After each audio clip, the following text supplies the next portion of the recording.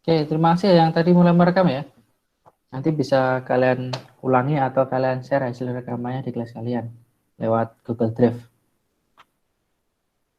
Oke, ya. Assalamualaikum warahmatullahi wabarakatuh.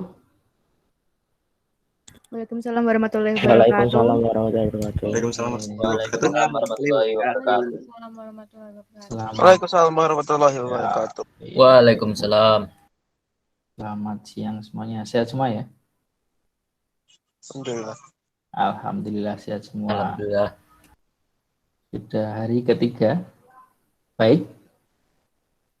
Pikirannya masih baik. Saraf-saraf di otak belum pada tegang kan? Lumayan. Lumayan. Masih hari ketiga, tenang. Masih ada 2 hari lagi. 2 atau 3 hari? Sampai hari sini nih. Ya, masih ada 3 hari lagi. Oke, kita masuk nanti untuk IPA-nya. Sudah di-share semua ya untuk kisi-kisinya. Yang kelas 8G udah di-share belum? Udah, Pak. Udah kan? Udah di-share semua ya untuk kisi-kisi dari kelas 8B sampai 8G. Ada 35 soal. Ya, 35 soal sesuai yang ada di kisi-kisi dengan tipe soal yang berbeda-beda, dengan tingkatan soal yang berbeda-beda dari mulai hafalan, pemahaman sampai model analisis, ya. Nah, kita mulai. Oke, Kemal, selamat datang. Oke, kita mulai dari kisi-kisi yang pertama. Kisi-kisi yang pertama yaitu menjelaskan hubungan gaya, kemudian berat, gaya berat atau luas bidang tekan terhadap tekanan pada zat padat. Berarti di sini untuk kisi-kisi yang pertama di sini menjelaskan tentang zat padat, ya. Ya, berarti tentang menjelaskan tentang zat padat.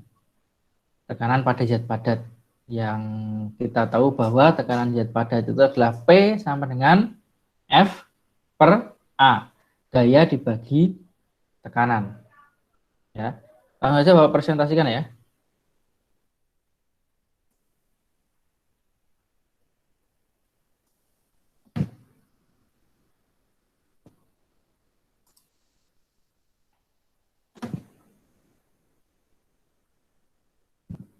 Oke, tampak semua ya? Tampak, Pak. Alhamdulillah tampak. Untuk soal yang pertama itu perhatikan gambar 4 balok. Ya kan? Setiap balok memiliki massa yang sama. Balok yang memberi tekanan terbesar terhadap lantai adalah, jika massanya sama, berarti yang kita lihat apanya? Luas bawahnya yang Luas alas, Pak. ya, luas alasnya itu yang maksudnya. akan diterkat. Tepat sekali, yang kita lihat adalah luas alasnya, ya kan? Yang kita lihat adalah luas alasnya. Jika massanya sama, maka yang kita lihat luas alasnya. Sekarang, luas alas besar, tekanannya Kecil. Luas alas kecil, tekanannya Besar. besar. Ya, jadi luas alas berbanding terbalik dengan tekanan ya. Jadi jika di sini balok yang memberikan tekanan terbesar, berarti yang kita lihat adalah luas alas yang Kecil. Oke. Yang mana luas alas yang kecil? Yang D. Yang D. Tepat sekali. Luas alas yang kecil adalah yang ini, ya kan? 2 kali 1. Masih bisa dipahami?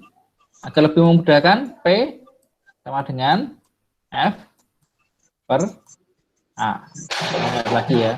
P sama dengan F per A. Oke, kita masuk di nomor 2. Oke, nomor 2.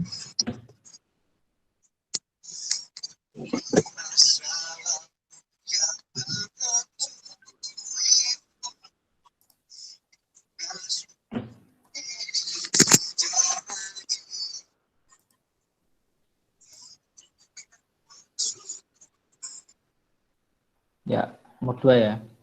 Sebuah balok mempunyai ukuran seperti gambar berikut. Jika balok diletakkan pada berbagai posisi, tekanan terbesar dan terkecil. Ingat, tekanan terbesar tadi berarti yang kita cari luas alas yang Terkecil. Kecil. Tekanan terkecil yang kita cari luas alas yang Terbesar. besar. Yang kita tahu F itu didapat dari massa kali gravitasi, ya kan? Di sini diketahui massanya 60 kg dan diketahui gravitasinya. Maka F-nya adalah 60 dikali 10. F-nya adalah 600 Newton. F-nya adalah 600 Newton. Sedangkan tadi P sama dengan F per A. Kita lihat tekanan terbesar berarti luas alas yang kecil. Luas alas yang kecil itu berarti yang 40 cm sama yang 75. Berarti bagian sisi yang ini, ya toh, 40 cm dan 75.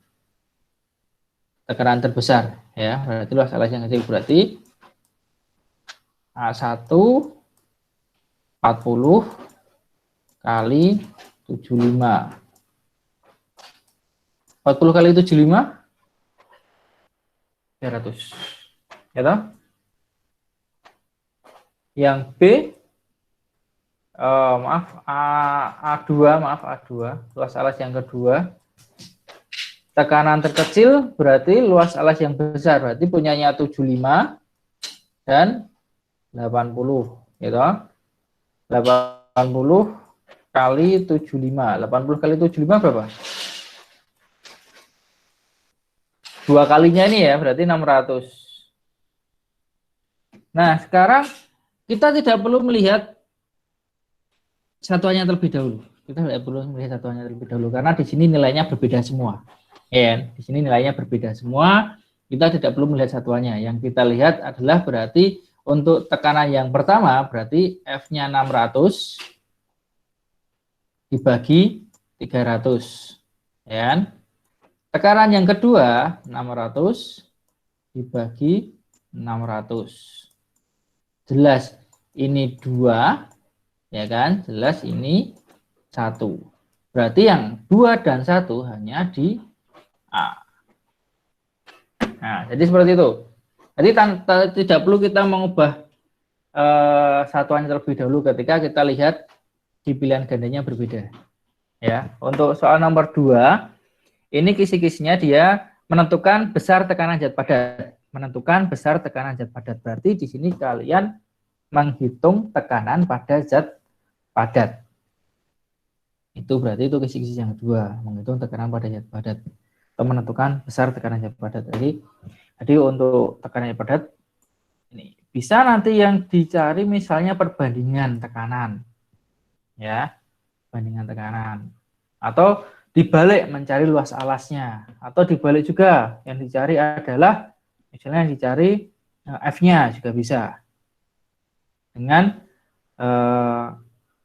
rumus utamanya adalah P sama dengan F per A. Tuh, yang kedua. Oke, sampai sini mau tanyakan terlebih dahulu. Ini masih tekanan pada zat padat, ya. Ada yang mau tanyakan terlebih dahulu? Insya Allah tidak. Ya, masih bisa ya, masih mudah ya. Oke, kita masuk ke nomor 3. Nomor 3 ini menentukan besar tekanan hidrostatis. Oke. Menentukan besar tekanan hidrostatis. Ini adalah soal yang buat.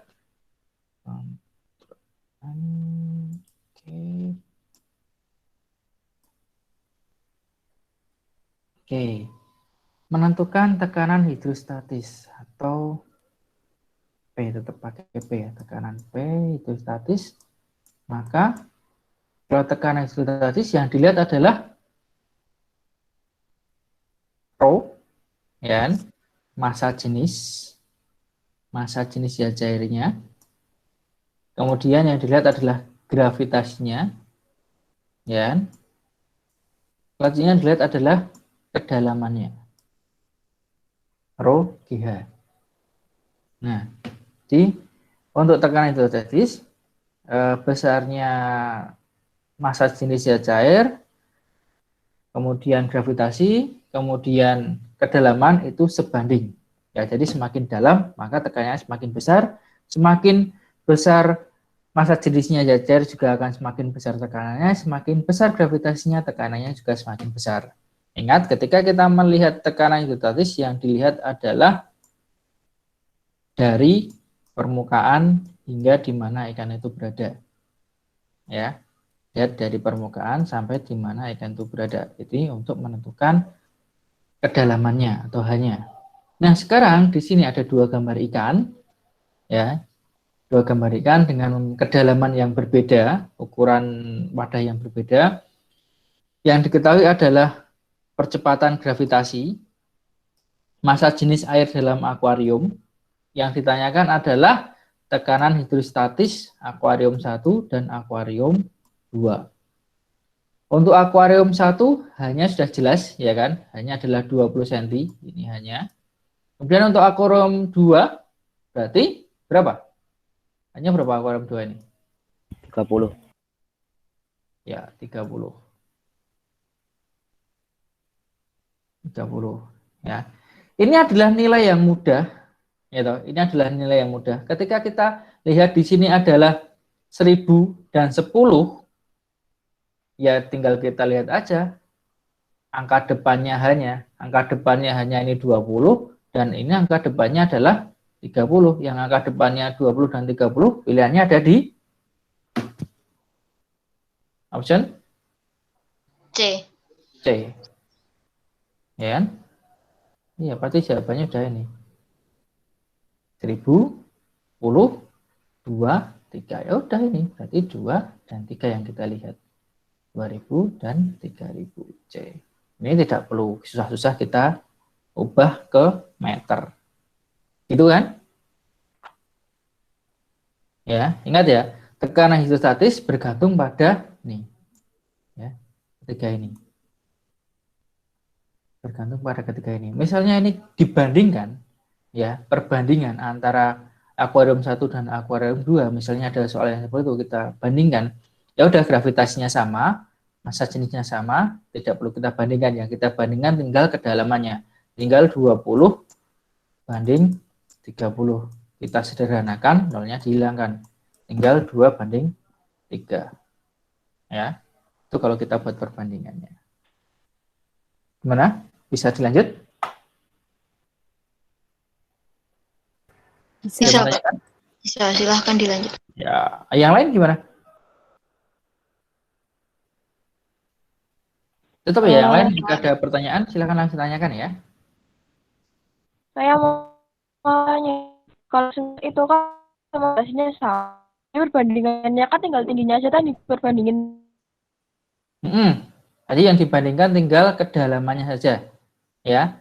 Asalkan Itu? massa jenisnya sama, ya. Ini kan massa jenisnya sama, massa jenis akuarium dalam massa jenis air dalam akuarium ini kan sama 1000. Yang kita bandingkan ya tinggal kedalamannya saja, ya. Pengecualian jika massa gimana, Pak, jenis caranya? gimana? Kalau semisal gravitasi sama massa jenisnya beda, itu gimana cara kita bandinginnya? Ya, Dihitung satu-satu atau ya gimana? betul, harus hitung satu-satu, ya. Oh, Itu. oke. Ini pengecualian cara cepatnya, ya, pengecualian cara cepatnya. Kalau berbeda gravitasinya atau massa jenisnya, ya tetap harus kita hitung satu-satu baru kita bandingkan. Bisa dipahami? Next ya. Oke, next untuk soal yang keempat. Soal yang keempat di situ menerapkan hukum Pascal pada benda dalam kehidupan sehari-hari. Oke, penerapan hukum Pascal. Jelas penerapan hukum Pascal berarti kalau hukum Pascal pasti gambarnya seperti ini, ya. Ya, kalau hukum Pascal pasti gambarnya seperti ini. Oke, kita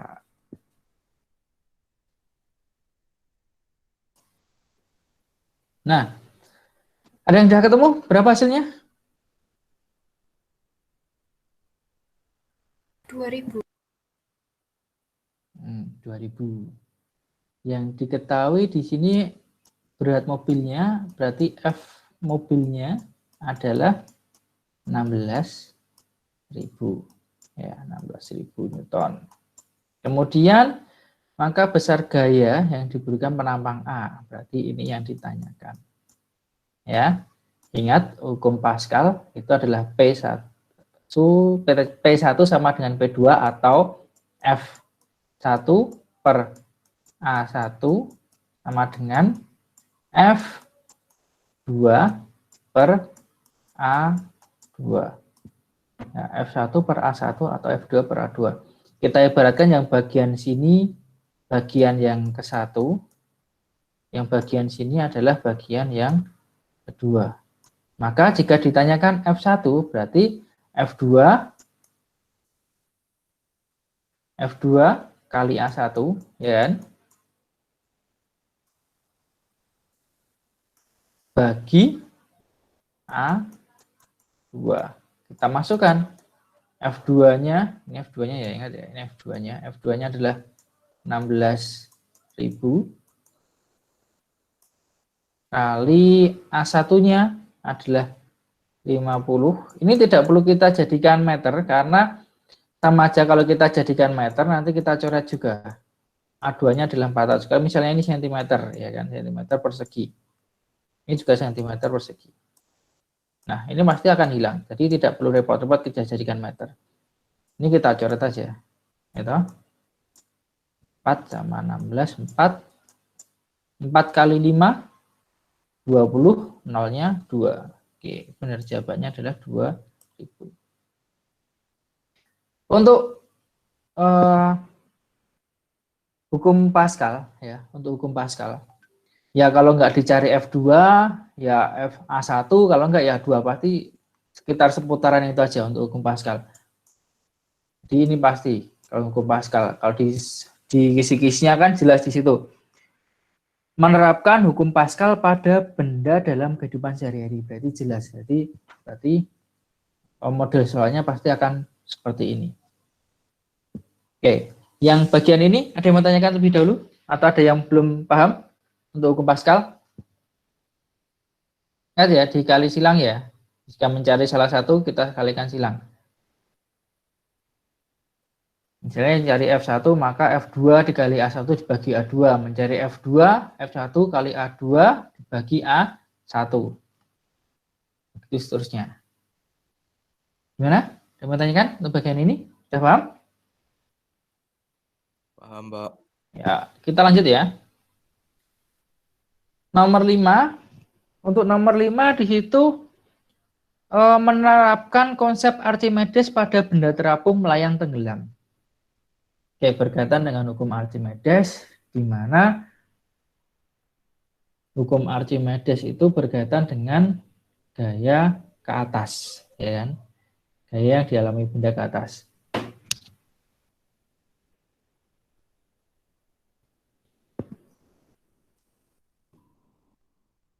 Untuk salah satu contoh soalnya seperti ini. Ya, untuk gaya ke atas bisa gaya tekan ke atas itu kan ada 2 cara dulu yang Bapak ajarkan. Yang pertama ketika benda dicelupkan, ketika benda ditimbang di udara, dan ketika benda ditimbang di dalam zat cair. Ya, nah di situ ada selisihnya, tinggal dikurangi. Ada juga yang kedua, ketika benda itu memiliki volume. Ya, ketika benda itu memiliki volume. Nah, untuk gaya tekan atau hukum Archimedes, di sini diingat bahwa kalau berkaitan dengan volume itu adalah Rho kali G, sama kita tetap menentukan gravitasinya. Nah, kalau untuk hukum tekanan isostatis itu kan menggunakan kedalaman, ya. Tapi kalau hukum Archimedes di sini menggunakan volume, Rho G V, sama senilai, ya. Karena pada Archimedes itu senilai tekanan ke atas atau gaya ke atasnya itu senilai, gaya ke atasnya itu senilai jika massa jenisnya lebih besar, maka tekanannya juga, gaya ke atas yang diterima juga akan semakin besar. Gravitasinya semakin besar, maka tekanan gaya yang diterima juga semakin besar. Volumenya semakin besar, maka gaya ke atas yang diterima juga akan semakin besar. Jadi berkaitan dengan gaya ke atas, ya. Nih, Hukum Archimedes, melayang, terapung, dan tenggelam itu berkaitan dengan gaya ke atas yang diterima. Yang dilihat adalah massa jenis, gravitasi, dan volume. Jadi misalnya di sini ada volume, dibandingkan volumenya misalnya, volume benda. Nah, mana yang memiliki gaya ke atas yang paling besar? Berarti ya dilihat aja volume yang paling besar. Jadi seperti itu. Jadi semakin besar volumenya, maka semakin besar gaya ke atas yang diterima benda tersebut. Nah, kalau seperti ini, dilihat yang diketahui adalah massa jenisnya cair, kemudian gravitasi. Nah, volumenya dari kosong kemudian diisi. Dari 3 desimeter kubik menjadi 5 desimeter kubik. Berarti ada perubahan volume adalah 2, ya kan? Nah, 2 ini adalah volume dari balok. Balok ini adalah volumenya 2 desimeter kubik. Sedangkan di sini meter kubik. Maka kita ubah menjadi meter kubik. Kalau kita ubah menjadi meter kubik, naik 1, karena ini kubik berarti dibagi 1000. Berarti 0,0002 meter kubik. Tinggal kita kalikan 1000 kali 10 kali 0,002. Karena ini tadi dibagi 1000 toh, 1000 kali 1000 kan 2 lagi. 2 kali 10 berarti jawabnya adalah 20. Ada yang mau tanyakan?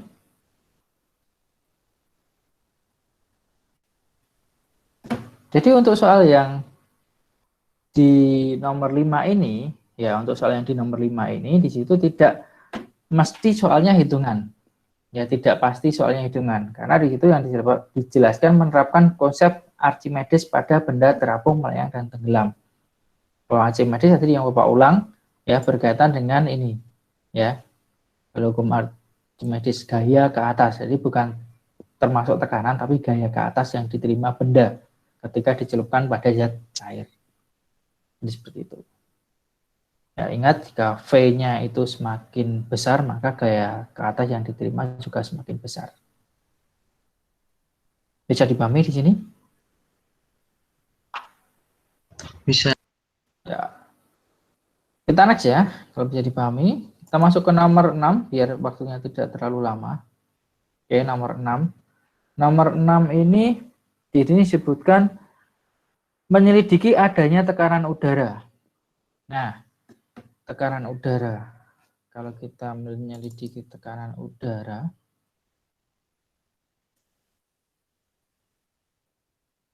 contohnya seperti itu. Bahwa kita tahu untuk tekanan udara itu berkaitan dengan suhu udara juga, ya kan? Ketika suhunya semakin tinggi, seperti hanya kita menaikkan balon udara. Nah, ketika suhunya tinggi atau membuat benda itu memuai, udara yang di dalam benda itu memuai, maka tekanan yang ada di dalam benda itu juga semakin tinggi. Ketika suhunya semakin rendah, ketika udara dalam benda tersebut menyusut, maka tekanannya juga semakin kecil. Nah, contohnya seperti ini, percobaan seperti ini. Ini ada balon yang dicelupkan di air dingin dan celupkan air panas. Ini ada kaitannya dengan pemuaian tadi ya. Ketika dicelupkan di air panas, udara di dalam balon ini memuai, ya kan? Ketika udara di dalam balon atau botol ini memuai, otomatis tekanan di dalam balon ini lebih besar daripada tekanan yang ada di luar. Ya, di tekanan yang ada di dalam balon ini lebih besar daripada tekanan yang ada di luar. Sebaliknya, di sini yang bagian A, ini tekanan di dalam balon lebih kecil daripada tekanan yang di luar. Pertanyaannya di sini, pernyataan yang tidak sesuai dengan gambar tersebut. Suhu dalam balon A menurun sehingga tekanannya lebih kecil daripada luar botol. Oke, benar. Udara dalam botol memuai sehingga tekanan udara dalam botol menjadi lebih kecil daripada di luar balon. Ini enggak sesuai. Suhu udara dalam botol B meningkat sehingga tekanan dalam balon lebih besar daripada di luar balon. Oke, ini sesuai. Udara dalam botol B memuai sehingga tekanan udara dalam balon menjadi lebih besar. Oke, sama dengan yang C. Berarti jawabannya jelas yang B, yang tidak sesuai dengan gambar. Nah, untuk penjelasan di nomor 6, ini bisa kalian cermati di buku paket halaman 22. Ya. Ini bisa kalian cermati di buku paket halaman 22 untuk penjelasan nomor 6. Ini masih mudah. Hanya sebagai penyelidikan adanya tekanan udara. Oke, kita next ya. Untuk nomor 7, di situ dijelaskan di kisi-kisinya bahwa menjelaskan prinsip tekanan dan pada proses pengangkutan zat pada tumbuhan. Oke, jelas di situ pengangkutan pada tumbuhan.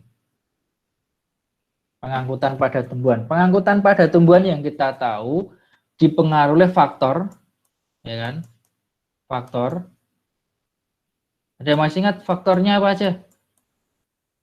Yang pertama adalah kapilaritas, ya toh?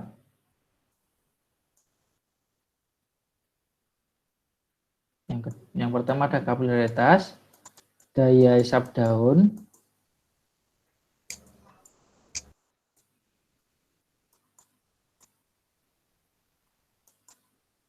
terus apa lagi? Diameter dari itu apa namanya? Jaringan Diameter pengangkutnya. batang. Ya, diameter Silam. batang dan jaringannya. Ya, diameter jaringan berarti dia masuk ke kapilaritas ya nanti ya. Diameter itu berarti dia masuk ke kapilaritas, ya. Kemudian satu lagi, daya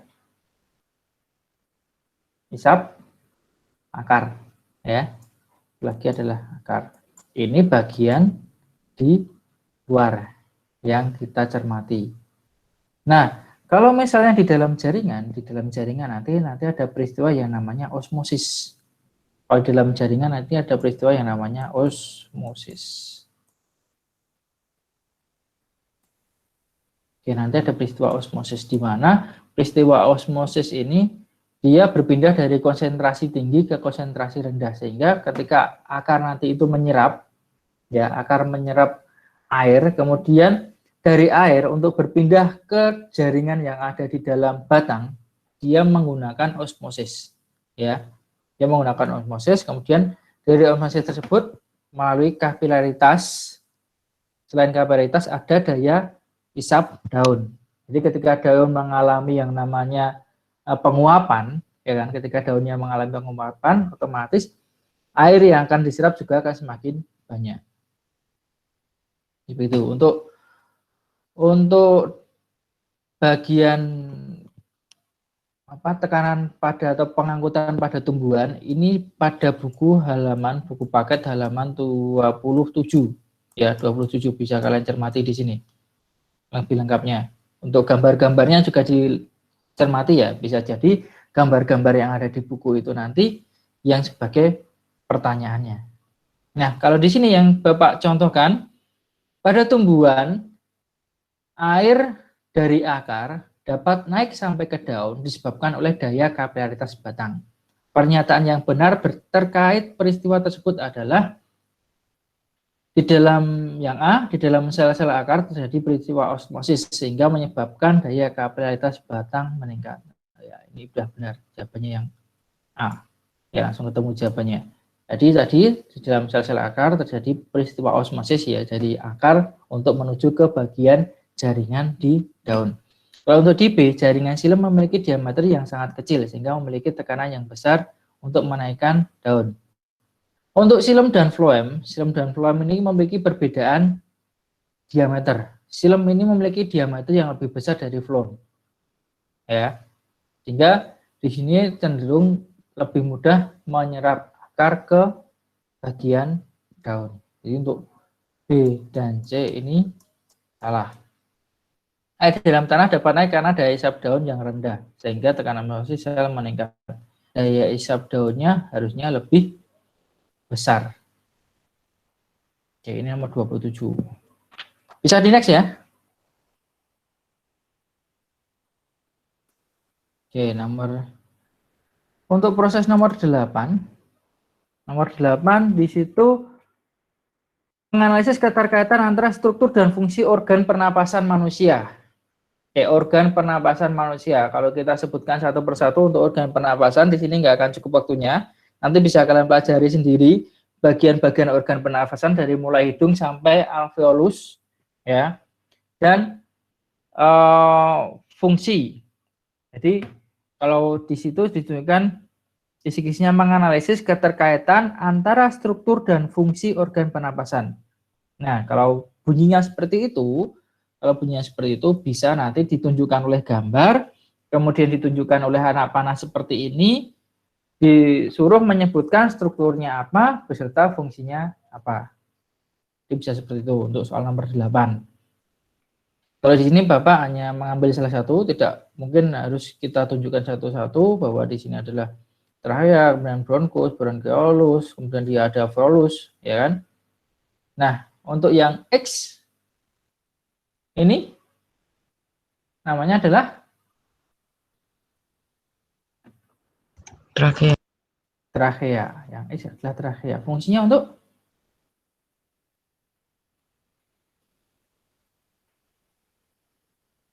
Penyaringan udara oleh silia. iya, lebih tepatnya yang iya, penyaringan udara oleh silia. Kalau untuk alveolus, pengikatan oksigen, ya. Ini bukan, ini salah, yang dikata harusnya oksigen. Ini di alveolus. Ini untuk nomor 8. Nomor 8 masih mudah. Kita lanjut, nanti dipelajari sendiri bagian organ, ya, organ dan struktur organ dan struktur fungsinya. Untuk soal nomor 8. Kita lanjut soal nomor 9. Untuk soal nomor 9 di situ kisinya mengidentifikasi mekanisme pernapasan, ya, mekanisme pernapasan. Mekanisme pernapasan dibagi menjadi 2, ya. Inspirasi dan ekspirasi. Ada pernapasan dada dan ada pernapasan perut. Ya. Nah, ketika proses inspirasi berarti dia masuk, ekspirasi berarti dia keluar. Kemudian ada pernapasan dada dan pernapasan perut. Pernapasan dada yang membedakan kalau dada itu dia tulang rusuk, kalau perut adalah otot diafragma. Untuk di soal-soal ulangan yang sudah Bapak sering keluarkan yang model-model soal seperti ini. Ya, bisa kalian tengok lagi untuk soal-soalnya, masih ada di Google Classroom, tidak Bapak tutup, bisa kalian buka. Nah, di sini jika proses inspirasi pada pernapasan dada berarti dia masuk. Berarti kalau pernapasan dada tadi yang dilihat adalah otot tulang rusuk, ya kan? Berarti yang B dan C, A dan B jelas bukan, ini jelas bukan, ya, jelas salah. Karena di sini otot diafragma. Sudah salah. Kalau pernapasan dada berarti dia otot tulang rusuk. Nah, kalau inspirasi berarti kontraksi. Berarti kalau kontraksi naik, ketika naik dadanya besar, ketika dadanya membesar tekanan yang ada di dalam menjadi lebih kecil. Ketika tekanan dikecil, tekanan di luar lebih rendah, maka kebalik. Ketika tekanan di dalam dada lebih kecil, tekanan di luar lebih besar, maka udara masuk ke paru-paru. Jadi seperti ini. Berarti yang B. Ingat nanti yang membedakan ketika rongga dada membesar, tekanannya kecil, sehingga udara masuk. Kebalikannya ketika dia respirasi, relaksasi, kemudian tulang rusuknya itu turun, rongga dadanya mengecil, ketika kita tekan dari besar kemudian kita kecilkan, berarti kan kita tekan, berarti ketika kita tekan tekanannya lebih besar. Ketika tekanan besar berarti udara bisa keluar. Bedanya di situ, ya, antara inspirasi dan ekspirasi. Ini masih mudah, nanti bisa kalian cermati sendiri yang di soal besok kira-kira bagian yang mana. Ya. Kita masuk di nomor 10. Di nomor 10 di situ dijelaskan menganalisis faktor yang mempengaruhi frekuensi pernapasan manusia. Pernafasan manusia dipengaruhi faktor apa aja? Yang kita cermati faktor pernapasan pada manusia yang pertama ada suhu, ya kan? Kemudian jenis kelamin, usia, aktivitas, ya. Itu kan faktor-faktor yang mempengaruhi pernapasan manusia. Ini soal yang pernah Bapak keluarkan di ulangan juga. Ini Bapak kembalikan di sini lagi karena hampir sama juga dari kisi-kisi menyelidiki menganalisis faktor yang mengenai frekuensi pernapasan manusia. Kalau di sini yang dilihat adalah data, ya berarti kita nanti soal-soal itu sering membaca data-data seperti ini ya. Data-data yang mudah, tapi kalau kita tidak cermat itu bisa menjerumuskan. Data-datanya cukup mudah, tapi kalau kita tidak cermat bisa menjerumuskan. Contohnya seperti ini. Ini mudah, ya. Yang dilihat yang jelas di sini adalah jenis kelamin, kegiatan, kapasitas vital paru-paru, ya. Namanya nggak usah kita lihat. Berarti di sini yang kita bedakan adalah jenis kelamin dan kegiatan. Kemudian pertanyaannya, berdasarkan data tersebut, faktor apa saja yang mempengaruhi kapasitas paru-paru? Jelas di sini adalah aktivitas dan jenis kelamin. Ya, karena di sini tidak ada usia. Atau usia termasuk faktor, tapi di sini tidak ada usia. Tinggi badan tidak termasuk. Berarti sudah ketemu jawabannya yang C. Masih mudah. Kita lanjut untuk yang ke-11. Untuk yang ke-11 di situ dijelaskan memahami gangguan pada sistem pernapasan manusia. Memahami gangguan pada sistem pernapasan manusia. Oke, gangguan pada sistem pernapasan manusia, kalau kita berbicara dengan soal yang hot, yang terbaru, yang masih sering kita dengar adalah virus corona. Kan? Nah, masih yang sering kita dengar adalah virus corona. Berarti kemungkinan juga nanti disajikan tentang beberapa fakta-fakta tentang virus corona. Seperti yang Bapak jelaskan di nomor 11. Ya, seperti Bapak jelaskan di nomor 11 di sini tentang beberapa fakta virus corona yang Bapak ambil dari Kompas. Ya. Tapi ketika kita cermati di sini bahwa langsung saja sebelum kita membahas yang ada di dalam redaksi, ya kita lihat pertanyaan dulu. Berdasarkan berita tersebut dapat disimpulkan bahwa yang paling potensial menyebabkan terjadi sesak nafas akibat virus corona. Di sini sama, kata-kata yang terakhir sama, yang membedakan adalah bagian struktur dari organ pernapasan kita, ya organ dari sistem pernapasan kita. Berarti kita cari kata kunci yang ada di sini tentang organ pernapasan yang terjangkit. Ya, ketika kita baca, tidak perlu Bapak bacakan satu-satu ya. Langsung Bapak menuju ke kata kuncinya ya. Kata kuncinya ada di sini. Kantong udara kecil yang ada di dalam paru-paru bisa terisi cairan atau tanah. Nah, sekarang kantong udara kecil ini istilah lain dari yang mana yang ada di sini? Alveolus. Oke, tepat sekali. Ini adalah istilah dari alveolus. Kalau kita tidak tahu, ini membingungkan, ya. Padahal ada kata kuncinya ada di sini. Di satu titik ini kata kuncinya. Kita baca semua, kita ulang lagi baca semua, tapi kata kuncinya hanya kecil ini. Maka dari itu ketika kita mendapat soal yang seperti ini, tidak perlu kita baca terlebih dahulu. Kita pahami soalnya, yang dimaksud, yang diminta soalnya itu apa. Ya, jadi kita lihat yang diminta soalnya. Oh, ternyata yang diminta, oh bagian mana yang terisi cairan. Kita lihat, oh yang terisi cairan ada di sini. Oke, di sini kantong kecil itu nama lain dari alveolus. Ya, itu pemahamannya Bapak ketika di situ tentang kesehatan sistem pernapasan. Ya, kalau berkaitan dengan soal hot berarti yang baru tenar adalah virus corona. Berarti nanti berkaitan dengan virus corona. Kalian cari itu aja yang tentang virus corona itu apa aja. sering-sering baca. Itu ya. Bisa dipahami ya? Bisa di next? Bisa. Nice. Nomor 12. Nomor 12 itu menganalisis volume pernapasan manusia. Menganalisis volume pernapasan manusia. Oke. Berarti yang harus kalian pelajari nanti tentang berbagai macam volume pernapasan manusia. Dari volume pernapasan, volume tidal, volume vital, volume residu. Ya. Jadi seperti itu. Itu nanti kalian baca sendiri, kalian pahami. Yang di sini kita lihat di soal nomor 12. Saat kita bernapas, baik itu inspirasi maupun ekspirasi secara normal berarti di sini pernapasan biasa. Maka yang terjadi merupakan kapasitas udara yang mana?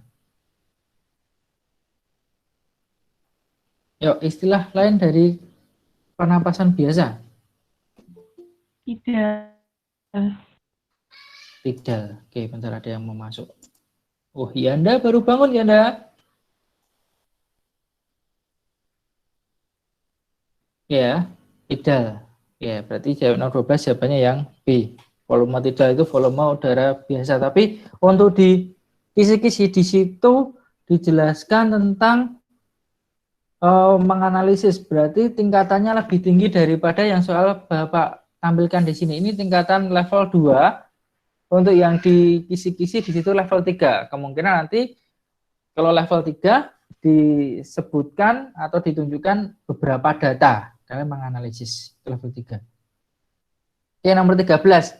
Menganalisis dampak pencemaran udara terhadap kesehatan sistem pernapasan manusia. Di sini ada yang Bapak tunjukkan ada cerobong asap. Ya, cerobong asap dari pabrik. Nah, hasil dari pabrik ini yang nantinya langsung mengganggu pernapasan manusia bagian yang mana? Berarti jawabannya yang apa? D. Yang D. Iya, yang CO2 mengganggu pernapasan karena yang dilihat kan di situ tentang pernapasan manusia, ya kan? Berarti langsung aja mengganggu pernapasan manusia. NO2 benar menyebabkan hujan asam. Nanti kalau hujan asam kena kulit juga menyebabkan gangguan kulit. Tapi karena kita yang dilihat adalah tentang pernapasan, berarti ya CO2-nya, ya kan? Oke, CO2. Oke, kita masuk ke nomor 14. Nomor 14, kita masuk sistem ekskresi manusia. Ingat, yang perlu diingat sistem ekskresi ada 4, ya. Ada ginjal, kemudian kulit, paru-paru, dan hati. Untuk paru-paru sudah banyak kita bahas di sistem pernapasan, jadi kemungkinan di bagian sistem ekskresi ini pernapasan hilangkan, ya kan? Paling banyak masuk di ketiga ini, antara kulit, ginjal, dan hati. Nah, untuk nomor soal 14 di situ menyebutkan organ penyusun sistem ekskresi manusia. Penyusun sistem ekskresi manusia. Kalau di sini sudah ada ginjal, ya berarti nanti kalian bisa mempelajari tentang kulit, ya organ ekskresi pada kulit. Nah, untuk nomor 14 bagian ginjal yang diberi tanda X, ini fungsinya apa? Huruf X.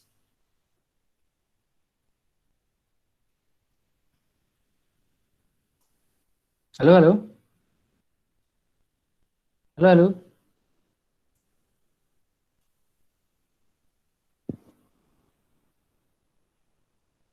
Halo, halo.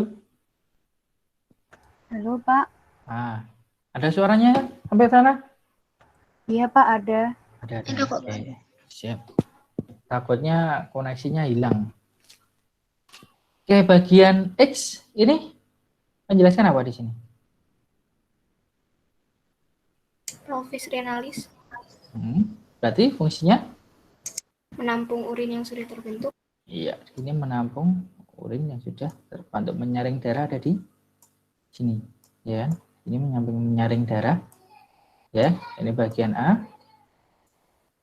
Bagian A penambahan zat urin nanti ada di bagian bawahnya ini, ya. Penyerapan kembali zat sisa bagian tubulus kontraktus proksimal. Ini selain ada di bagian ginjal, nanti kalian pelajari juga bagian kulit ya. Kalau hati jarang. Kalau hati jarang, berarti nanti untuk yang kalian pelajari di sini ginjal dan kulit. Kalau misalnya nanti di bagian bawah ada tentang ginjal, berarti untuk soal yang nomor 14 nanti tentang kulit. Oh, di nomor 16 menganalisis keterkaitan antara struktur dan fungsi organ ginjal. Ginjal sudah ada di nomor 16, berarti yang nomor 14 nanti tentang organ kulit ya. Berarti sini nanti kalian pelajari kulit. Nanti kalian pelajari kulit karena di nomor 16 di situ tentang struktur pada organ ginjal. Oke, kita masuk nomor 15. 15 di sini mendeskripsikan fungsi sistem ekskresi, fungsi dari sistem ekskresi. Nah, fungsi kalau di sini sudah membahas kulit, kemudian di sini ginjal, kita bahas hati. Ya. Fungsi hati sebagai alat ekskresi yang mana? Ingat ya, kata kuncinya sebagai alat ekskresi.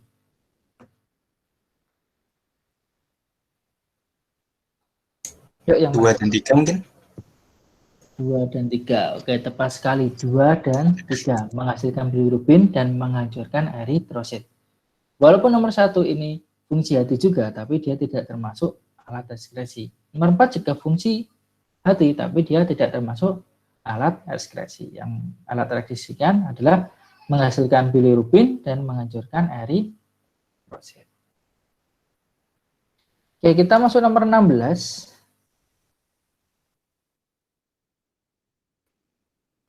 Nomor 16 di sini menganalisis keterkaitan antara struktur dan fungsi pada organ ginjal. Tadi udah gambar penampang ginjal ya, sekarang kita lihat gambar dari korteksnya. Nah, X ini apa?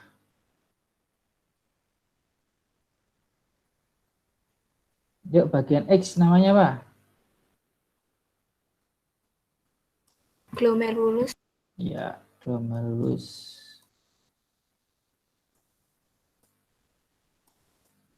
Bagian Z,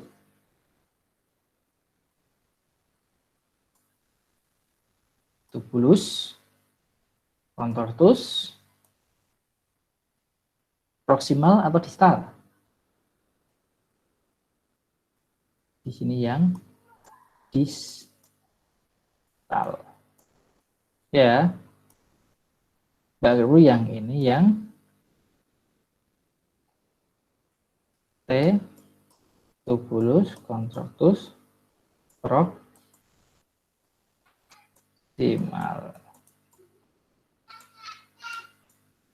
Nah, 3 bagian ini yang paling utama ya, glomerulus, tubulus, contortus, proximal, dan tubulus, contortus, distal. Prosesnya glomerulus, baru TKP, baru TKD. Glomerulus di sini fungsi utamanya adalah, yuk, glomerulus fungsi utamanya adalah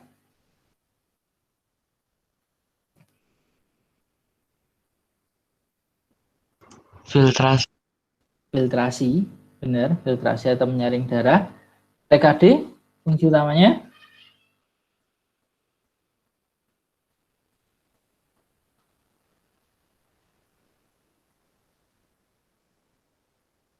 ya, kita ulang ya. Jadi 3 tahapan. Yang pertama filtrasi atau penyaringan, ya kan. Ketika disaring pastilah ada zat-zat yang masih ikut lolos atau ya dia masih lolos. Nah, ketika lolos dia diserap kembali atau penyerapan kembali atau reabsorpsi. Itu di tubulus, contortus, proximal. Ketika diserap kembali pastilah ada zat-zat yang di dalam darah itu yang masih tidak digunakan.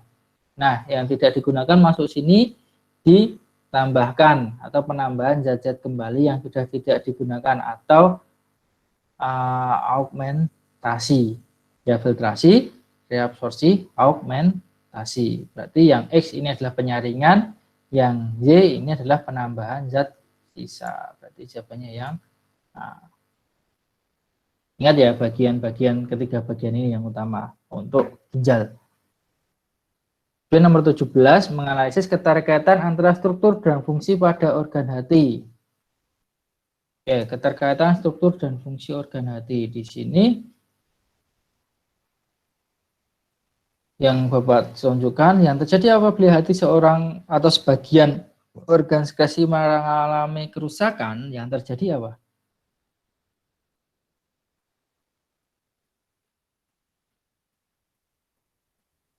Karena hati itu dia merombak sel darah merah, ya kan? Kemudian dia keluarkan menjadi empedu atau bilirubin. Nah, ketika sel darah merah itu tidak dapat dikeluarkan, yang sudah dirombak, diedarkan lagi, nah sel darah merah itu akan menyebabkan yang namanya membuat tubuh keracunan. Ya, berarti nomor 17 ini apabila hati sebagai sekresi mengalami kerusakan atau ekskresi mengalami kerusakan, yang terjadi dalam tubuh banyak terdapat senyawa toksik yang A17. Oke, kita masuk nomor 18, kita percepat saja. Mengidentifikasi gangguan pada sistem ekskresi manusia. Gangguan pada sistem ekskresi manusia. Oke. Sistem ekskresi manusia. Kalau sistem ekskresi manusia di sini Bapak tunjukkan tentang uji, ya kan, uji urin. Kalau biuret nanti jika dia menjadi ungu berarti ada proteinnya. Kemudian kalau benedik ini di glukosa jika ada gulanya atau glukosa nanti menjadi merah bata. Nah, berdasarkan data di atas, prediksi hasil dari penderita tersebut adalah biuret di sini tetap kuning, tidak ada gejala. Yang ada gejala adalah benedik menjadi merah bata dan terdapat endapan. Berarti dia jelas ada gulanya. Jika ada gulanya jelas diabetes mellitus. Yang B, 18 yang B. Nomor 19. Nomor 19 ini memahami upaya menjaga kesehatan sistem ekskresi. Menjaga kesehatan sistem ekskresi. Pada saat dilakukan pemeriksaan laboratorium, urin seorang dinyatakan ternyata ketika diuji dengan menggunakan indikator benedik ternyata menunjukkan reaksi warna menjadi merah bata. Uji dengan biuret menunjukkan reaksi warna ungu, berarti adanya protein dan adanya gula. Berdasarkan hal tersebut, analisislah penyakit yang dialami oleh pasien pada bagian ginjal yang mengalami gangguan. Ingat ya, adanya protein. Adanya protein berarti glomerulusnya dia rusak, sehingga proteinnya bisa tersaring. Berarti namanya penderitanya berarti albuminaria. Albuminaria. Dari kata albumin itu artinya protein. Jadi albuminaria. Kemudian menjadi warna merah bata berarti dia ada diabetes mellitusnya. Berarti jawabannya yang A. Nomor 19 jawabannya yang A. Oke, masih bisa dipelajari sendiri untuk sistem ekskresi. Kita masuk ke getaran, ya, getaran dan gelombang. Oke, getaran dan gelombang untuk kisi-kisinya di situ menyebutkan menyelidiki peristiwa getaran. Menyelidiki peristiwa getaran. Kita cermati kalau getaran yang menggunakan 3 bandul seperti ini, pastilah kalian sudah bisa. Ya toh? Ini Bapak yakin kalian bisa. Mana 1/4 getaran, mana 1 getaran, dan mana 3/4 dan lain sebagainya. Ini pasti kalian bisa kalau menggunakan bandul yang seperti ini. Kalau yang seperti ini misalnya, dia dari B, kemudian ke C, kemudian ke B, kemudian ke A. Berapa getarannya?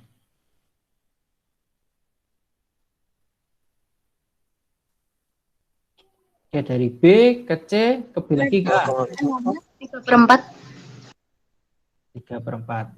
B ke C 1/4, C ke B setengah, B ke A 3/4. Benar ya? Berarti ini 3/4. Masih bisa dipahami ya seperti ini ya. Kalau ini berarti dari A, B, C berarti dia berapa getaran? Setengah. Setengah. Oke. Jadi model-model seperti ini ya, menyelidiki peristiwa getaran. Ya, berarti yang menjadi patokan di mana dia dimulai duluan. Ya, kalau misalnya dari B, jika kembali ke B lagi, tetapi B, C, B, A, B, nah itu baru satu. Kalau B, C, B itu masih setengah. Jadi harus kalian cermati.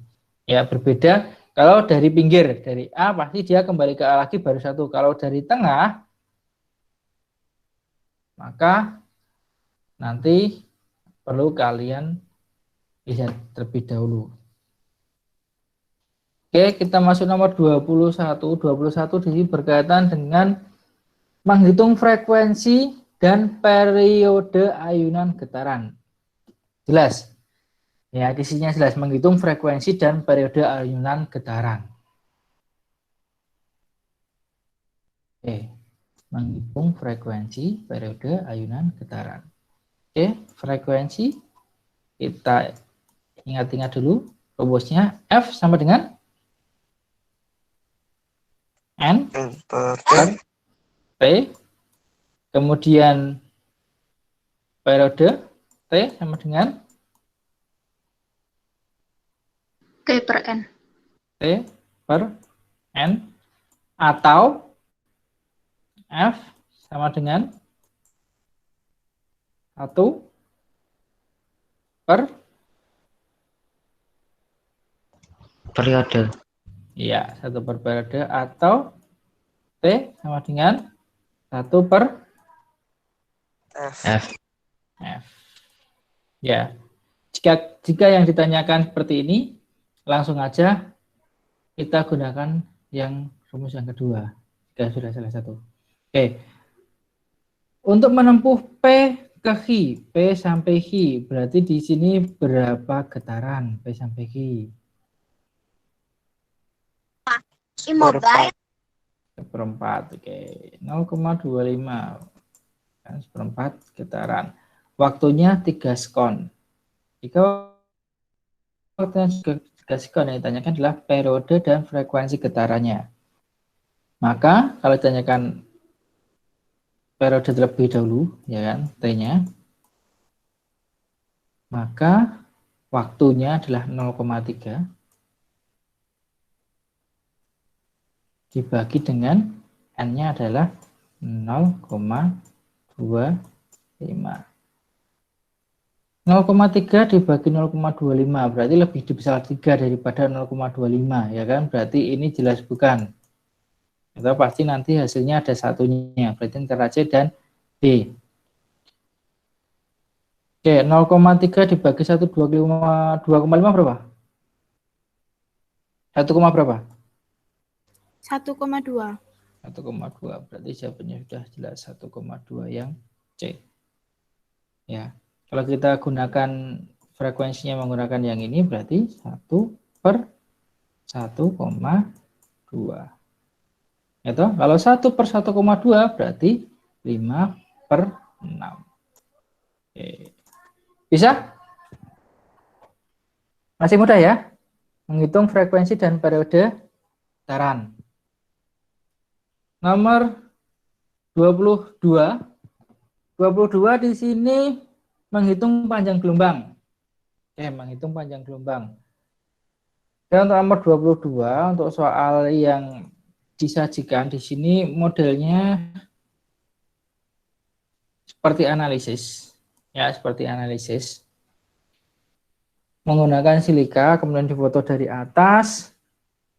Ini pada percobaan pertama, selingki digerakkan bolak-balik 2 kali dalam 1 sekon. N2 T 1. Oke, pada percobaan yang kedua, selingki digerakkan bolak-balik 1 kali dalam 1 sekon. N-nya 1, T-nya juga 1. Oke, ini sebagai data kita, ya kan? Perubahan yang terjadi akibat perbedaan diberikan pada percobaan yang kedua. Gambarnya seperti ini. Nah, maka yang paling tepat yang mana? D. Frekuensinya bertambah atau berkurang? Berkurang. Tergantung juga sih. Ini kan jika, ya kan? Ini kan jika. Ini berarti kita menganalisis. Jika periodenya bertambah, amplitudo dan panjang gelombangnya mengecil. Benar atau salah? Waktunya kita tambah, ya, amplitudo dan panjang gelombangnya mengecil. Benar atau salah? Salah, ya. Karena ini, misalnya ini kan tadi N-nya 2. Kemudian kita periodenya kita tambah. Jadi kan di sini amplitudo dan panjang gelombangnya menjadi lebih besar bagian yang kedua. Betul ya? Jadi ini salah. Jika frekuensi bertambah, oke, frekuensinya kita tambah. Frekuensi tadi N per T. Ya, frekuensi tadi N per T, maka amplitudo dan panjang gelombangnya meningkat. Frekuensinya kita tambah. Amplitudo dan panjang gelombangnya meningkat, bukan juga kebalikannya, ya. Jika frekuensi berkurang, amplitudo meningkat, panjang gelombangnya tetap. Ini yang salah, panjang gelombangnya, ya, panjang gelombangnya juga bertambah. Jika periode bertambah, maka amplitudo dan panjang gelombangnya meningkat. Ini yang benar, ya. Jika periodenya kita perbesar, waktunya kita perbesar, periode itu kan didapat dari T per N, ya. Ini kan periodenya setengah. Ini periodenya 1. Ini kan kita berarti kan periodenya kita tambah, ya. Maka amplitudonya menjadi dan panjangnya menjadi lebih besar. Ini model soal analisis, ya. Nah, kalau yang model soal hitungan ada nomor 23. Kalau di sini 23 menganalisis hubungan panjang gelombang, frekuensi, dan kecepatan. Kebalik ya. Sebenarnya kebalik ya. Yang nomor 22 dan 23 kebalik. Harusnya yang 22 itu menganalisis itu di nomor 23, kemudian 23 itu di nomor 22. Ya, Bapak membuat soalnya kebalik. Oke, nomor 23. Perhatikan gambar berikut. Oke, perhatikan gambar berikut. Yang ditanyakan adalah cepat rambat gelombang. Oh, mudah cepat rambat gelombang. D. Ya, betul. Langsung ketemu D, cepat lambat gelombang. Jika bingung rumusnya cepat rambat gelombang itu adalah ini loh. Ini satuannya. Senti per sekon. Ya udah dibagi aja, senti dibagi waktunya. Kalau ini misalnya 12 senti itu segini, gitu. Ini 12 senti itu segini. Berarti kalau segini kan setengah gelombang. Setengah gelombang itu berarti waktunya dari 1,0 ke 1,5, berarti ini waktunya adalah 0,5. Ya udah, 12 dibagi 0,5. Tidak perlu kita mencari panjang satu gelombang atau waktu satu gelombang. Oh, ini aja dibagi. 12 dibagi 0,5. Artinya 24 cm per sekon. Oke. Nomor 24 loh, panjangnya 24. 24 di situ faktor yang mempengaruhi gelombang laut. Faktor yang mempengaruhi gelombang laut. Gelombang laut itu selain dipengaruhi oleh faktor cuaca, ya, tekanan pada suhu, ya, sehingga dia menyebabkan arah angin, ya, angin laut, angin darat. Itu faktor, salah satu faktor. Faktor yang kedua adalah tentang tsunami, ya, gelombang laut. Faktor yang kedua tentang tsunami. Maka di sini Bapak mengambil yang tsunami. Oke, mengambil yang tsunami. Langsung kita tuju ke soal. Saat gelombang tsunami mendekati pantai, nah yang terjadi seperti apa? Menurutmu tanpa kita membaca, kemudian kita melihat yang ada di gambar ini saja, jawabannya yang mana?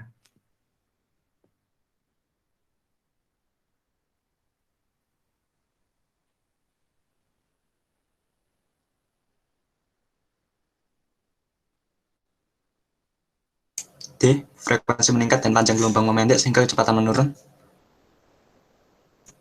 Mungkin. Kira-kira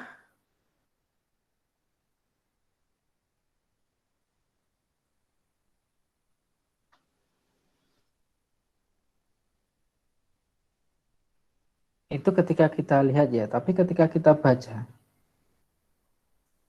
nih, saat gelombang tsunami mendekati pantai, kecepatan gelombang menurun akibat gesekan dengan dasar laut, sementara frekuensinya tetap. Ya, ketika baca di sini kita baca frekuensinya tetap. Berarti frekuensinya tetap. D jelas bukan. Gitu. Nah, ketika kita baca di sini frekuensinya tetap, berarti D jelas bukan. Selain itu, tsunami juga menjangkau hingga dasar laut. Nah, ini yang kita lihat. Nah, kata kuncinya ada di sini. Nih, kata kuncinya.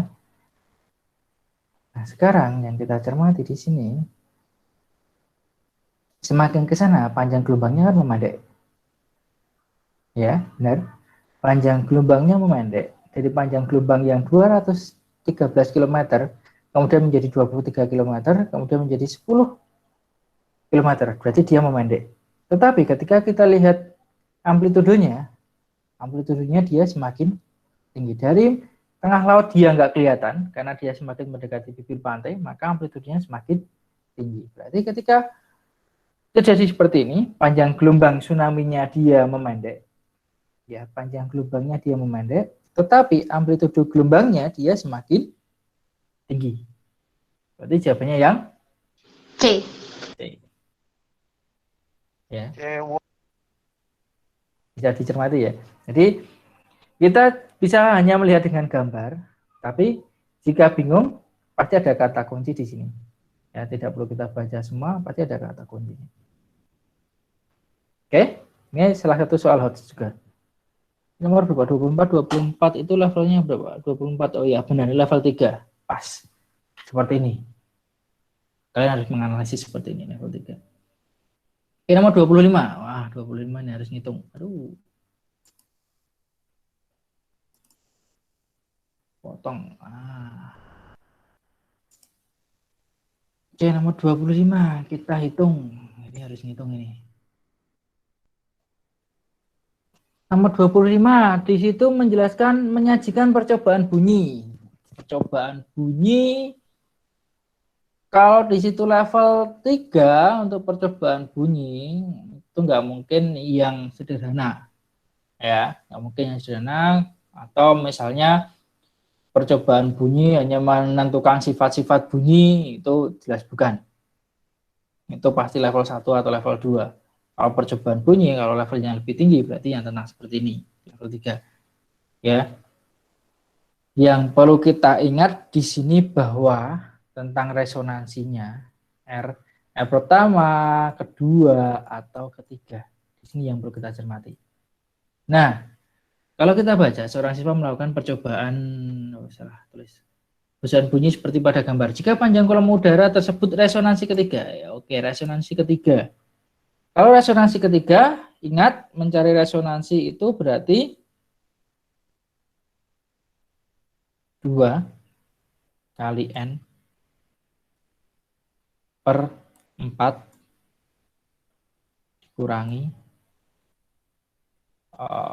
dikurangi satunya di atas, dikurangi 1.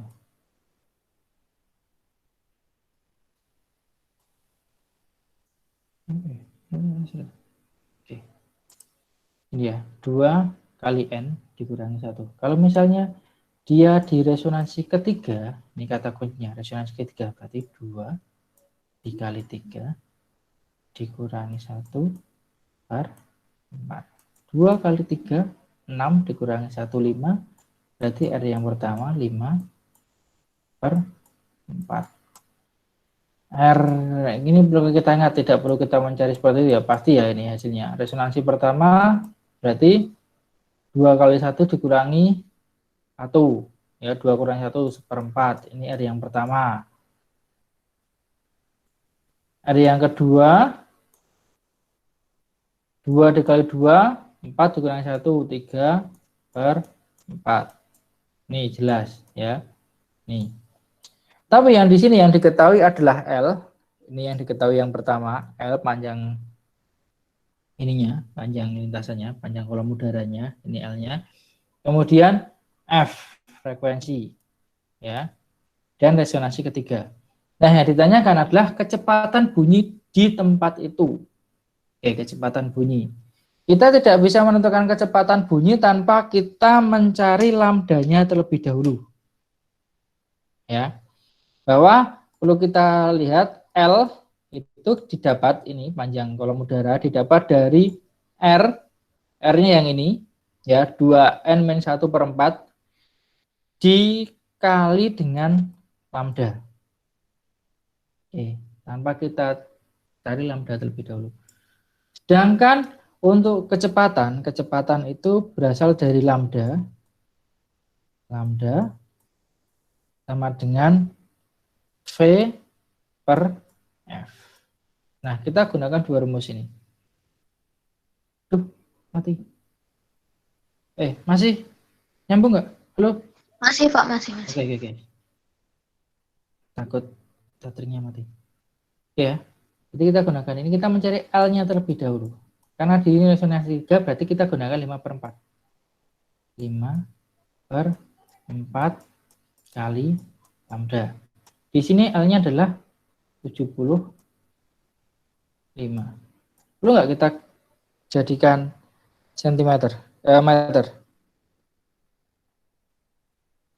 Aduh ya, ini kita jadikan meter ya. Kalau kita jadikan meter adalah 0,75 kali 5/4. 5/4 itu adalah 1,25 ya. Biar nggak bingung kalau kita buat desimal semua. Maka kalau mencari lambda berarti L dibagi dengan R, ya kan? 0,75 dibagi 5/4 itu adalah 1,25. Maka lambdanya adalah 0,6. Lambdanya 0,6. Hingga kalau kita mencari V, V-nya kan di atas, maka V itu didapat dari lambda dikali F. Nah, maka kecepatannya bisa kita cari 0,6 dikali F-nya adalah 320. 0,6 kali 320 adalah 192. Jadi jawabannya yang B. Ingat ya, jika nemu soal kayak gini pasti ada kata kuncinya. Kata kuncinya dari resonansi. Ya, dia resonansi 1, 2, 3. Resonansi 3 menggunakan yang 5/4, resonansi 1 itu 1/4, resonansi 2 3/4. Kemudian menggunakan kata kuncinya pasti ada L-nya, karena ini untuk mencari lambdanya terlebih dahulu, ya, untuk mencari lambdanya terlebih dahulu. Berarti L itu sama dengan, tulis ini, L sama dengan R kali lambda, ya. Kemudian ketika berkaitan dengan lambda dan kecepatan, itu lambda sama dengan V per F, atau V sama dengan lambda kali lambda kali F. 3 ini atau 2 ini yang kita gunakan di soal nomor 25. Ada mau tanyakan lebih dahulu? Masih tanya. Yang masih bergabung, masih pada semangat, semangat ya. Dan masih ada mau tanyakan lebih dahulu? Sudah paham? Sebenarnya mudah. Ya, ini sebenarnya soal mudah, tapi kita harus jeli, ya. Jelinya apa yang harus dicari terlebih dahulu. Dan pasti ada kata kuncinya di soal. Oke, kita next biar tidak terlalu lama. Nomor 26. 26 masih berkaitan dengan bunyi. Di situ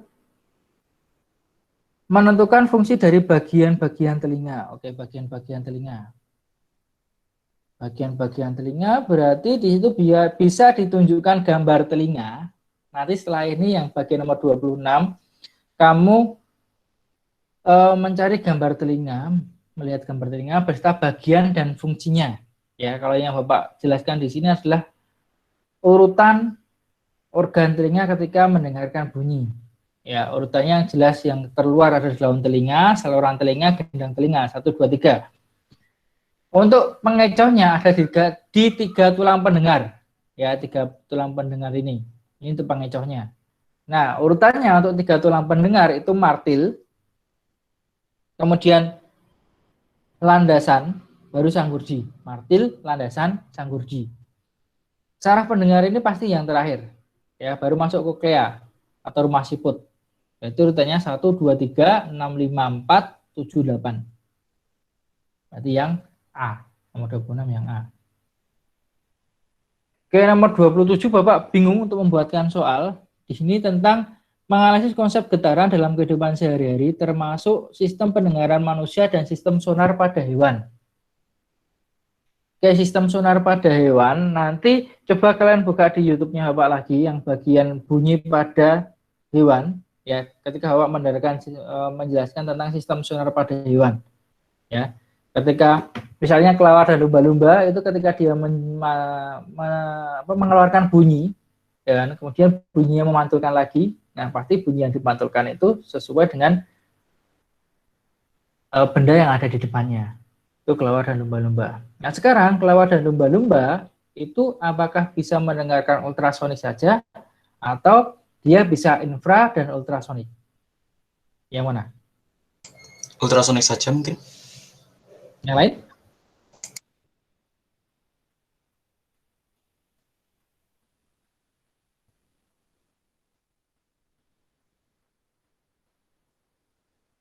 Ya, kelawar dan lumba-lumba itu hanya bisa untuk ultrasonik saja. Ya, kalau infra nanti kacau dia pendengarannya. Jadi sensornya pasti kacau kalau untuk infrasonik dan ultrasonik. Jadi untuk kelawar dan lumba-lumba itu ultrasonik saja. Tapi di sini Bapak hanya sederhana, di sini levelnya 1, padahal yang di soal di itu nomor 27 itu levelnya 2. Kemudian nomor 28 ini mudah. Oke, kita hitung.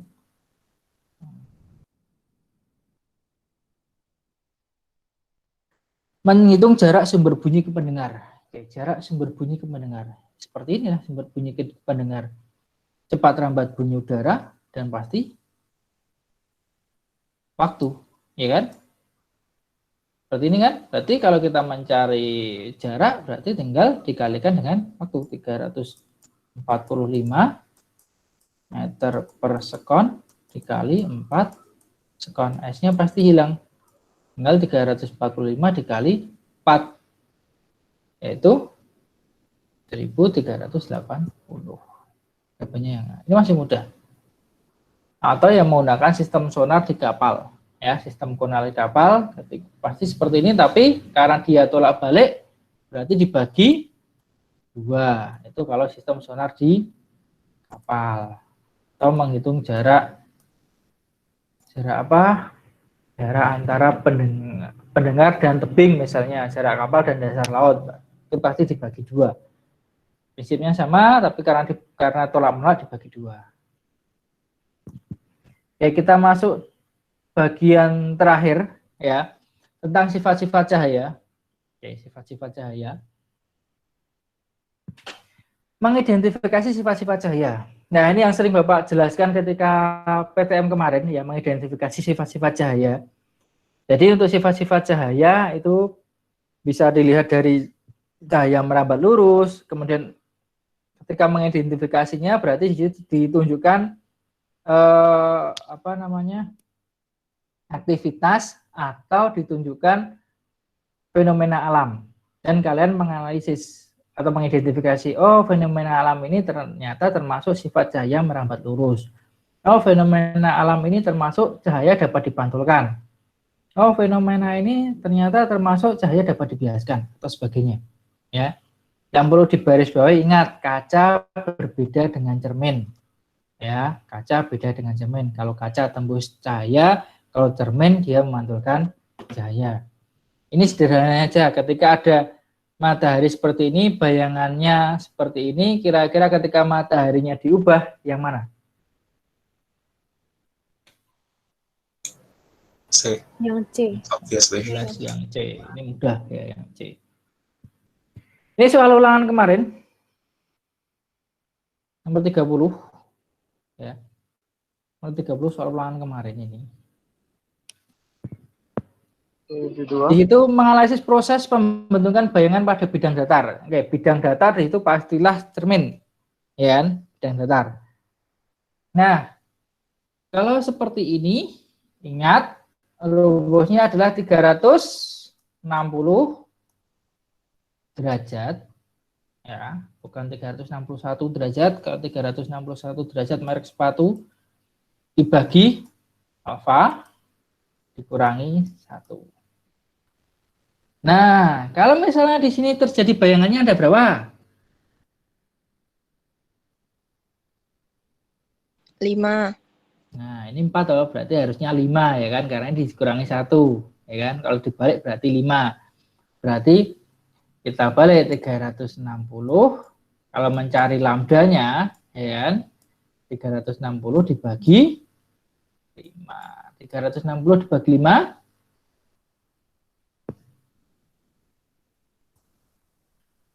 Yo, 360 dibagi 5 berapa? 72. 72. Ingat ya, kata kuncinya ada di sini. Kalau misalnya itu jadi 4, berarti jangan langsung 360 dibagi 4. Pasti ada menjawab seperti itu kemarin. Itu pasti hasilnya yang ini. Tapi karena ini ada min 1, dijumlah dulu. 4 ditambah 1 berarti 5. 360 dibagi 5, 72. Oke. Ini untuk nomor 30. Oke, yakin Bapak 30 pasti modelnya kayak gini. Oke, kita masuk nomor 31. Ya, 31. Berkaitan dengan di sini apa? 31. Menganalisis proses cahaya dalam dua medium. Dua medium. Ini dua medium, ada kaca, ada air, kaca udara, kaca air udara. Ini dua medium. Menganalisis udara dalam dua medium, berarti di sini ada pembengkokan arah cahaya, ya, pembengkokan arah cahaya. Ingat, ada pembengkokan arah cahaya berarti ada pembiasan.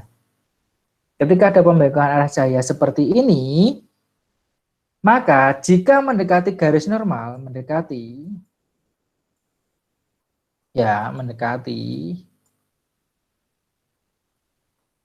jika mendekati, maka di situ ke arah yang lebih rapat.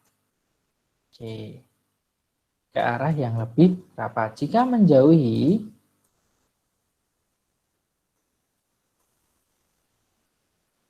ke arah yang lebih renggang. Maksudnya rapat renggang ini adalah partikelnya. Kita cermati partikel zat padat, cair, udara. Itu kan memiliki partikel yang berbeda-beda. Udara itu lebih renggang daripada air lebih renggang daripada zat padat. Ya. Jadi yang ketika kita cermati di sini zatnya, udara dan air. Berarti dari udara ke air berarti ke yang lebih rapat. Berarti dia mendekati. Ini benar. Dari kaca itu dari zat padat ke udara. Berarti dari rapat ke renggang. Nah, kalau rapat ke renggang berarti dia menjauhi. Kaca air ini enggak. Ya, ini berarti dia ditolak. Ini enggak. Ya, ditolak pasti enggak cocok. Ini enggak. Ini diteruskan lurus, ini jelas bukan. Oke, berarti jawabannya jelas yang 1 dan 2. Ingat ya, ketika ada pembiasan, ini kata utamanya mendekati garis normal itu ketika dia ke arah yang lebih rapat, menjauhi berarti dia ke arah yang lebih renggang. Seperti ini. Oke, bisa dipahami?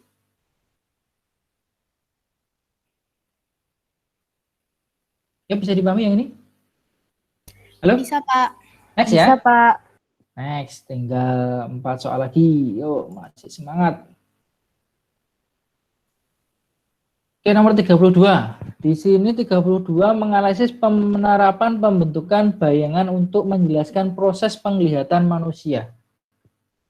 Tentang proses penglihatan manusia. Yang perlu kita ingat, penglihatan manusia itu dia jatuh tepat di retina, ya kan? Bayangannya adalah nyata, terbalik, dan diperkecil.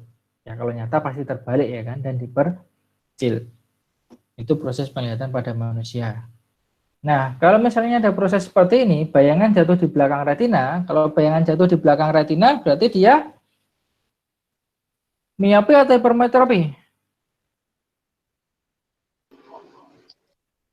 Hipermetropi. Hipermetropi. Hipermetropi. Kalau hipermetropi berarti dia tidak bisa melihat benda yang dekat, ya kan?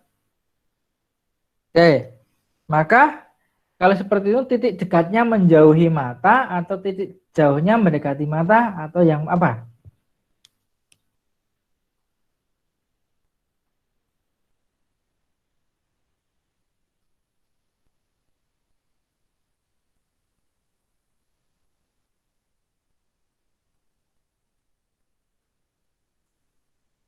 Yo, kalau hipermetropi,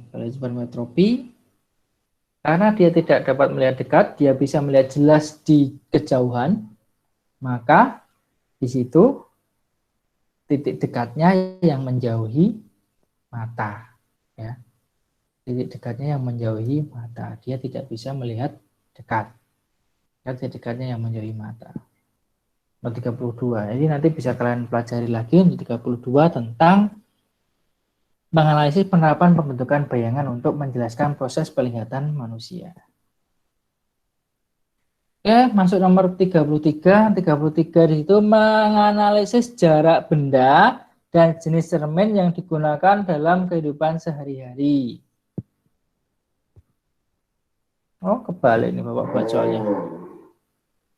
Ya, nggak apa-apa, buat soalnya kebalik dengan nomor 34. 34 itu mengukur jarak fokus lensa cembung.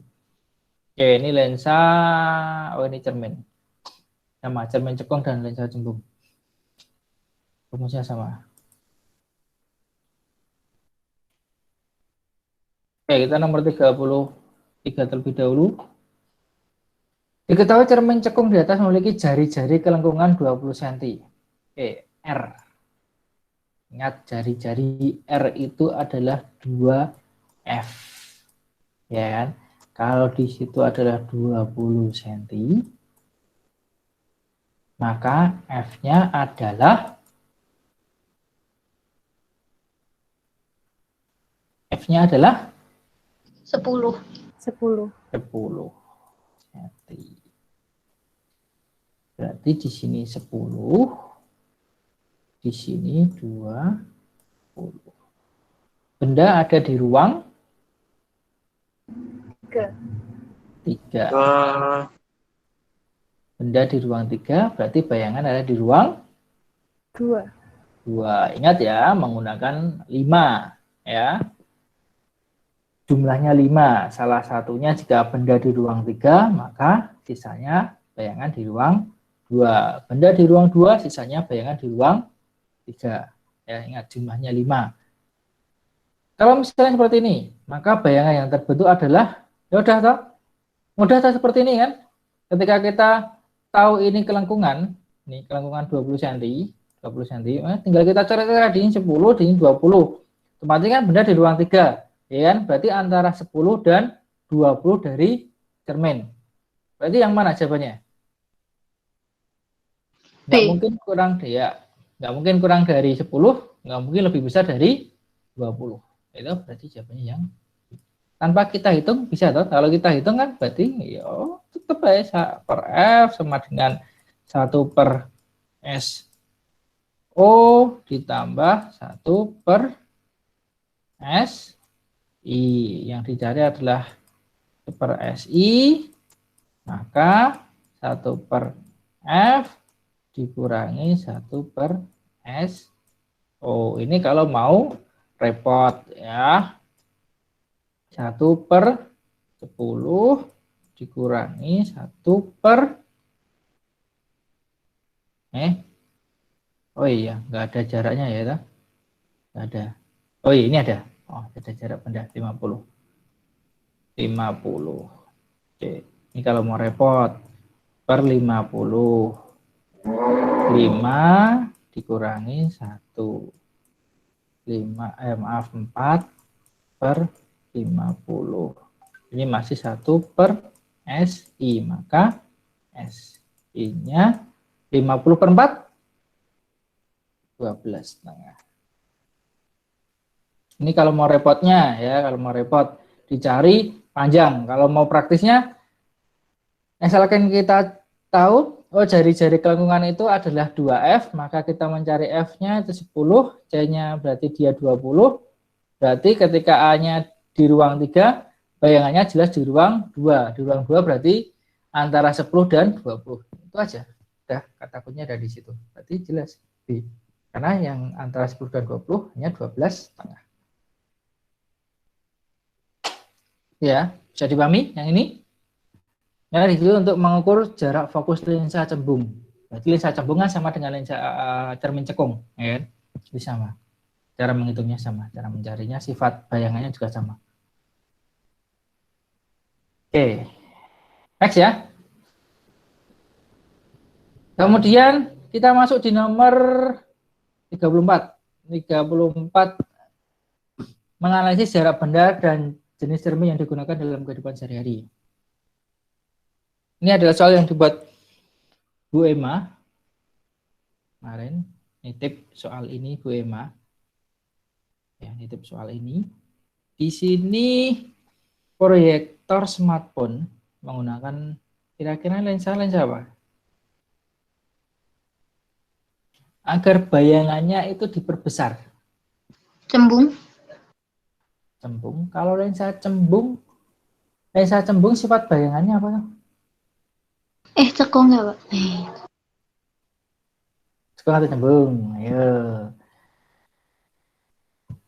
Ya benar, Cembung. menggunakan lensa cembung. Ya, kalau lensa cekung itu kan maya.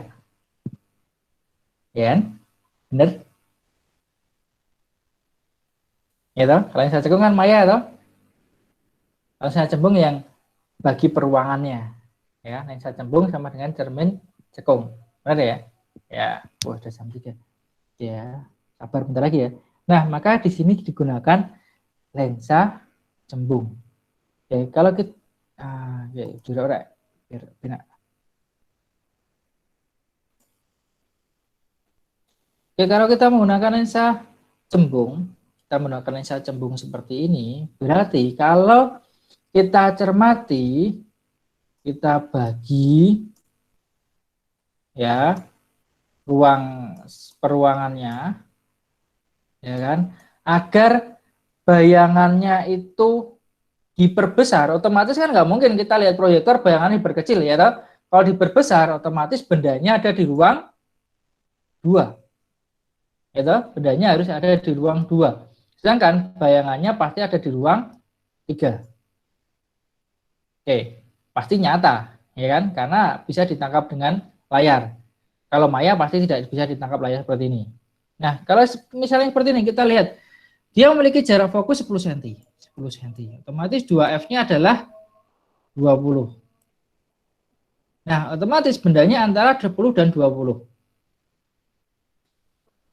Kalau kita taruh ini HP di sini dengan layar tegak, otomatis bayangan yang terbentuk di tembok itu kebalik. Benar ya?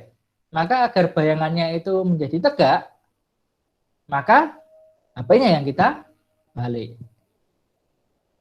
Berarti jawabannya yang A. Pada jarak 10 sampai 20 dengan posisi gambar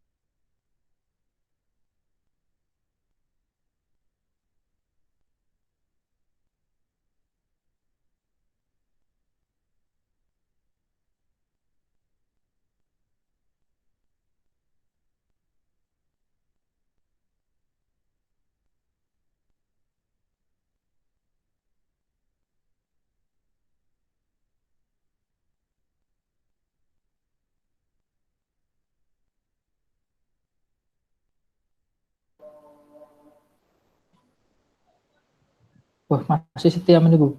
Maaf ya, tadi terputus ya. Tinggal di Iya, Pak. soal terakhir kan? Iya, Ya, Pak. soal terakhir, tinggal soal terakhir. Tadi untuk teleskop ya. Teleskop itu jika dengan lensa yang diameter besar, ya Bapak presentasikan sebentar aja.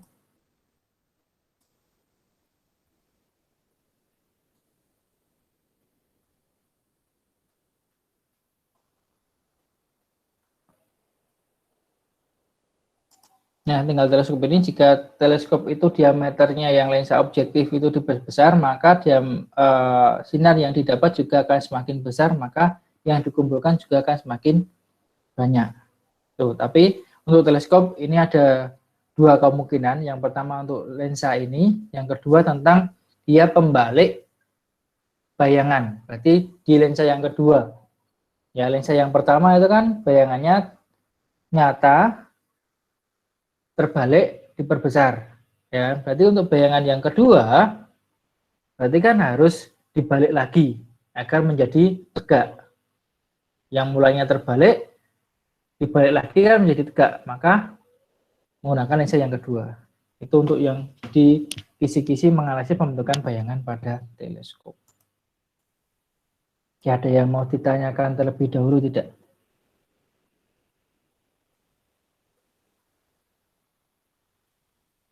Pak, tadi teleskop yang lensa yang untuk mengumpulkan cahaya itu semakin besar atau semakin kecil? Makin besar, ya.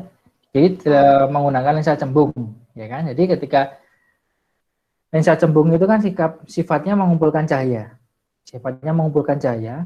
Jika diperbesar diameter lensanya, maka cahaya yang redup itu akan banyak yang masuk ke lensa tersebut.